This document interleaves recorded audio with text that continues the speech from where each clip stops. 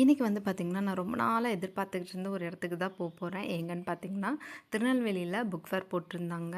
So February 10 வரைக்கும் போட்டிருந்தாங்க. நாங்கள் February 8 போனோம். நிறைய புக் ஸ்டால் போட்டிருந்தாங்க. மொத்தம் 127 ஸ்டால் போட்டிருந்தாங்க.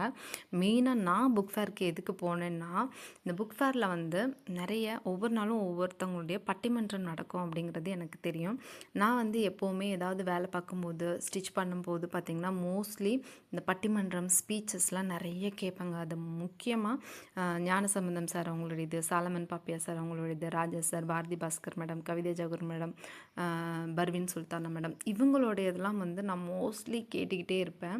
ஸோ அப்படி இருக்கும்போது நம்ம போகிற அன்னைக்கு இவங்களில் யாராவது ஒருத்தர் வரமாட்டாங்களா, அவங்கள நம்ம பார்த்துட மாட்டோமா அப்படிங்கிற ஒரு நட்பாசையில் நான் போனேன். லக்கிலி நான் போன அன்னைக்கு உள்ளே என்டர் ஆகும்போதே என் காதில் ஒரு குரல் கேட்டுச்சுங்க. அதை கேட்ட உடனே நான் ரொம்ப சந்தோஷமாயிட்டேன். யாருன்னு பார்த்தீங்கன்னா, நான் போன அன்னைக்கு ஞானசம்பந்தம் சார் அவங்களுடைய பட்டிமன்றம் தான் நடந்தது. ஸோ நான் பக்கத்தில் உட்காந்து பார்த்துட்டு இருந்தேன். இது வரைக்கும் ஃபோன்லேயே பார்த்துட்டு இருந்த ஒருத்தங்கள நம்மளுக்கு பிடிச்ச ஒருத்தங்கள நம்ம நேரில் பார்க்கும்போது எவ்வளோ சந்தோஷமாக இருக்கும். அதுவும் அவங்கக்கிட்ட பேசிட மாட்டோமா அப்படின்ட்டு நான் ரொம்ப பார்த்துக்கிட்டே இருந்தேன். கடைசியில் முடிஞ்சு போகும்போது எப்படியோ பார்த்து பேசி கையெழுத்தெல்லாம் வாங்கியாச்சு. எனக்கு அதெல்லாம் ஒரு கனவாகவே கற்பனையாகவே தான் தோணிகிட்டு இருக்கு இது வரைக்கும்.